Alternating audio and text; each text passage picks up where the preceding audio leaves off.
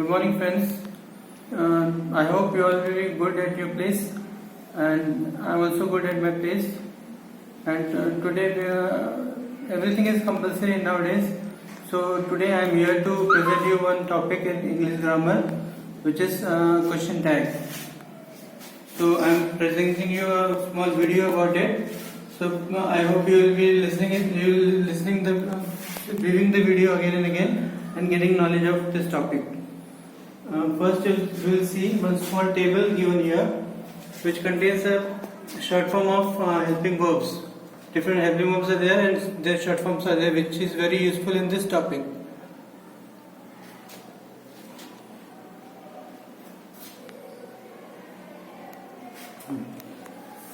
So students, you can see here question tag, and there are given some helping verbs. First one is do, and do plus not is equal to, its short form is don't, which we have to use in our question tag.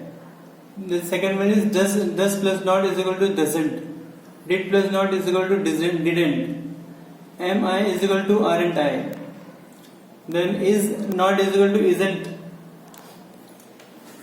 are not is equal to aren't, has not is equal to hasn't, have not is equal to haven't, had not is equal to hadn't, was not is equal to wasn't, were not is equal to weren't, shall not is equal to shan't, will not is equal to won't, can plus not is equal to can't, should plus not is equal to shouldn't, would plus not is equal to wouldn't, could plus not is equal to couldn't, may plus not equal to mayn't, might plus not equals to mightn't, ought plus not equal to oughtn't, must plus not equal to mustn't, and used plus not equal to usen't. So these are short forms which are given in this table. It is very important for you all to learn it by heart and see. So now you will see some rules which are given for making short forms. There are some rules. Two rules are given. First one, helping verb short forms. In that we can see does plus not is equal to doesn't, do plus not is equal to don't, is plus not equal to isn't, are plus not is equal to aren't, and has plus not equal to hasn't, have plus not equal to haven't. So this one was the first rule. Now the second rule, making short form of some special verbs. There are three special verbs which are given here: shall not, shall, will, and can. So shall plus not is equal to shan't. We make short form as shan't. Will plus not is equal to won't, and can plus not equal to can't. In this, another rule is there, which I will read it to you. यदि दिया गया वाक्य affirmative हो तो question tag negative होगा. For example, यदि इस बात को आप समझिए पहले कि जो वाक्य दिया गया है, मेन वाक्य, वो अगर अफर्मेटिव है, अफर्मेटिव मतलब पॉजिटिव, मतलब सकारात्मक हो, तो जो क्वेश्चन टैग लगेगा वो नकारात्मक बनेगा हमेशा. तो इसको ध्यान दीजिए वाक्य को. ही मेक्स काइट, इसका आंसर देखिए, he makes kite in semicolon doesn't ही. अब यहाँ पर आप देखिए डज का प्रयोग हुआ है और यहाँ पर हेल्पिंग वर्ब नहीं दिया है. हेल्पिंग वर्ब नहीं दिया गया है, मुख्य क्रिया का पहला रूप लगा है, उस पर एस एस आई जुड़ा हुआ है. तो हम लोग जब भी देखेंगे कि मुख्य क्रिया का पहला रूप हो और उस पर एस एस आई लगा हो, तो हम लोग डज सहायक क्रिया का प्रयोग करते हैं. इस बात को आपको ध्यान में रखना है, और तभी अगर ध्यान में नहीं रहेगा तो ये गलत हो सकता है आपका. तो ये मेक्स है, इसके लिए यहाँ पर डज का प्रयोग किया गया, और ये वाक्य अफर्मेटिव है, इसके लिए नॉट का प्रयोग हुआ, और इसका कर्ता ही है, इसलिए लास्ट में ही लगाया गया और अंत में क्वेश्चन मार्क, इसलिए ये हो गया प्रश्न. प्रश्न बनाने के लिए प्रश्नवाचक चिन्ह जरूरी है. सो ये दूसरा एग्जाम्पल देखेंगे. She is buying book, she is buying book semicolon isn't she.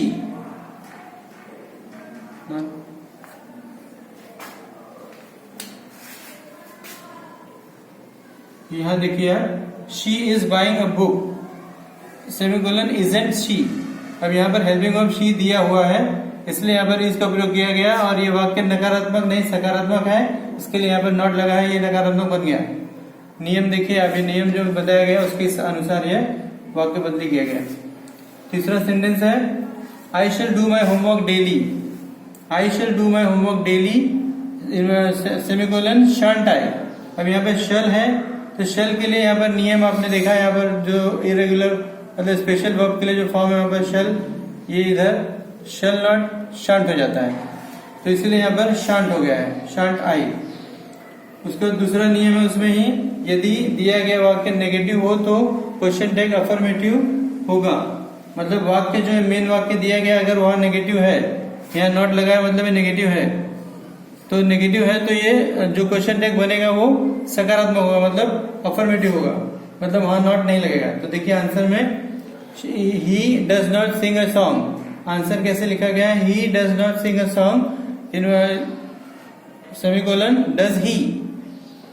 दूसरा एग्जाम्पल इसमें है they will not come here today, तो इसका आंसर देखिए they will not come here today in semicolon will they, यहाँ पर भी नॉट लगा हुआ है, मतलब ये वाक्य नकारात्मक है, इसलिए क्वेश्चन टैग जो लगा है वो सकारात्मक है, मतलब अफर्मेटिव। अब आगे हम लोग देखेंगे कि जो हम लोग कर्ता का चुनाव करते हैं सब्जेक्ट का, वो किस प्रकार से करते हैं। तो यहाँ लिखा हुआ है rules for choosing subject for question tag, मतलब क्वेश्चन टैग के लिए जो सब्जेक्ट बनाते हैं हम लोग, वो सब्जेक्ट का चुनाव किस प्रकार से करते हैं। उसके लिए पहला नियम है, पहला नियम देखिए मैं पढ़ता हूँ, आप ध्यान दीजिए। यदि सब्जेक्ट प्रॉपर नाउन या कॉमन नाउन मतलब इन सिंगुलर नंबर में हो तो क्वेश्चन टैग का सब्जेक्ट उसके जेंडर के अनुसार होगा, ही, शी और इट होगा, ये तीन ही होता है।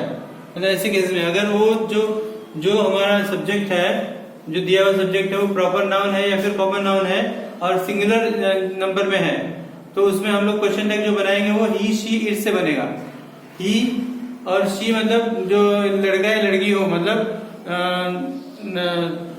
जेंडर के अनुसार, लड़का है लड़की, लड़का है तो ही, लड़की है तो शी, और कोई निर्जीव वस्तु है तो इट का प्रयोग करेंगे। इसमें पहला उदाहरण देखिए आप, Ram is playing a game, Ram is playing a game isn't he, तो राम एक लड़का है, इसके लिए ही का प्रयोग किया गया, और इस संज्ञा यहाँ दी गई है, ये वाक्य जो है वो सकारात्मक है, इसलिए इसको नकारात्मक नॉट लगाया गया यहाँ पर, और अंत में क्वेश्चन मार्क लगाना बहुत अनिवार्य है, ये नहीं लगाया तो ये पूरा गलत हो जाएगा। The girl has learned her lesson, दूसरा example, the girl has learned her lesson semicolon hasn't she, यहाँ पर भी हैज दिया है, ये सहायक है हैज, द गर्ल मतलब क्या है, कॉमन नाउन है द गर्ल, तो द गर्ल के लिए शी का प्रयोग किया गया, और हैज यहाँ पर दिया है उसी का प्रयोग करेंगे। ये वाक्य सकारात्मक है इसलिए टैग नकारात्मक बनेगा, इसलिए नॉट का प्रयोग किया गया, और अंत में क्वेश्चन मार्क चिन्ह लगाया गया। तीसरा example, the pen is mightier than the sword, the pen is mightier than the sword isn't it. अब इट का प्रयोग क्यों हुआ यहाँ पर, क्योंकि द पेन एक निर्जीव वस्तु है, पेन एक निर्जीव वस्तु है, इसलिए वस्तुओं के लिए हम लोग इट का प्रयोग करते हैं अंग्रेजी में, तो इट हो गया, और इस यहाँ पे एल्बम दिया है। दूसरी बात, ये नॉट क्यों लगा, क्योंकि यह वाक्य सकारात्मक है, इसके लिए क्वेश्चन टैग नकारात्मक बनाने के लिए हमने इसको नॉट लगाया। अगला नियम दूसरा है, यदि प्लूरल सब्जेक्ट दिया गया हो तो क्वेश्चन टैग का सब्जेक्ट दे होगा, मतलब यदि जो सब्जेक्ट दिया है वाक्य में वो वाक्य अगर प्लूरल है तो प्लूरल के लिए हम लोग दे का प्रयोग करते हैं। तो for example number 1, my teachers are teaching us well, ये उदाहरण है पहला। अब इसका आंसर देखिए आप, माई टीचर्स क्या है, बहुवचन करता है, आर सब्जेक्ट, इसका आर क्या है, हेल्पिंग वर्ब है, teaching us well semicolon are and they, are and are का प्रयोग, यहाँ पर आर दिया हुआ है ऑलरेडी, और टीचर्स बहुवचन है, इसके लिए यहाँ पर दे का प्रयोग किया गया सब्जेक्ट को, द टीचर्स के लिए दे बन गया सब्जेक्ट, और ये हो गया आर एंड दे, प्रश्नवाचक चिन्ह लग गया, हो गया प्रश्न या क्वेश्चन टैग। दूसरा example, the girls were sleeping in their room, the girls were sleeping in their room semicolon weren't they. अब द गर्ल्स बहुवचन करता हो गया, इसके लिए वर का प्रयोग हुआ यहाँ पर, और वर सहायक क्रिया है, तो इस सहायक क्रिया को लगा करके उसके साथ में ये वाक्य जो है वो सकारात्मक अफर्मेटिव है, इसके लिए उसको हम लोग ने नेगेटिव बनाया इधर नॉट लगा करके, और दे, द गर्ल्स के लिए दे का प्रयोग हुआ है, लास्ट में क्वेश्चन मार्क। अगला, यदि सब्जेक्ट के रूप में दिस या दैट हो तो इट का प्रयोग करते हैं, और यदि दिस और दोज का प्रयोग हो तो दे का प्रयोग करते हैं। एग्जाम्पल इसमें देखेंगे हम लोग, पहला, दिस इज माई स्कूल, तो यहाँ पर आप देखिए आंसर कैसे है, this is my book isn't it. अब दिस मतलब ये जो करता है दिस, यहाँ पर आपने रूल में देखा दिस या दैट होगा तो इट सब्जेक्ट बनाया जाएगा, और अगर दिस या दोज होगा तो दे बनेगा। मतलब जब भी दिस मतलब हमें यह या वह बताना है तो ऐसे में हमको सब्जेक्ट इट का प्रयोग करना होगा क्वेश्चन टैग के लिए हमेशा। सो इसके लिए यहाँ पर दिस है तो यहाँ पर इट हो गया, और इज तो है ही ऑलरेडी, और ये वाक्य सकारात्मक है मतलब अफर्मेटिव है, इसलिए हमने इसको नकारात्मक या नेगेटिव बनाया, इजंट इट। दूसरा सेंटेंस देखिए, ये बहुवचन करता है these are my friends. So इसका आंसर देखिए आप, these are my friends in semicolon aren't they. यहाँ पर दे का प्रयोग हुआ क्योंकि दीज है, बहुवचन करता है इसलिए दे का प्रयोग हुआ। यहाँ पर सिंगुलर है, एक वचन है मतलब दिस एक वचन हुआ, इसलिए इट का प्रयोग करते हैं। बहुवचन करता दीज है, इसके लिए यहाँ पर दे का प्रयोग करते हैं। और आरंट नॉट क्यों लगा है, क्योंकि यह वाक्य अफर्मेटिव है तो क्वेश्चन टैग नेगेटिव बनाया जाता है, इसके लिए नॉट करते हैं हम लोग, और आर दिया हुआ है। आगे अगला चौथा नियम, यदि दिस दैट या दीज दोज का प्रयोग सब्जेक्ट के एडजेक्टिव के रूप में किया गया हो तो क्वेश्चन टैग का सब्जेक्ट कॉमन नाउन के जेंडर के अनुसार, जेंडर तथा नंबर के अनुसार होगा। इसका उदाहरण हम देखेंगे इस तरह। पहले एग्जांपल देखिए, this boy is my brother. तो this boy is my brother isn't he.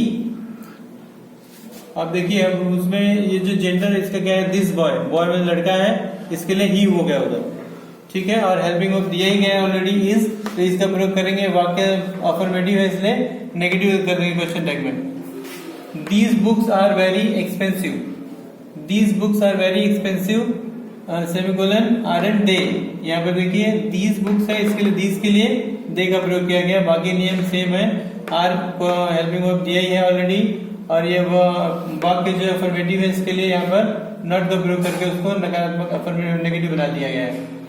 अब बच्चों ये जो पूरी वीडियो आपने देखा, इस वीडियो को देखने के बाद में आपको बराबर से अध्ययन करने के बाद ये होमवर्क को करना है। ये जो 10 वाक्य दिए गए आपको, इसको क्वेश्चन टैग में बदलना है आपको, मतलब इस पे क्वेश्चन टैग लगाना है, आपको ऐड करना है। तो ये 10 क्वेश्चन है, आप इसको अच्छी तरह नियम को समझेंगे, और मुझे पूरा विश्वास है कि आप लोग इस होमवर्क को पूरा करके हमें बताएंगे। धन्यवाद।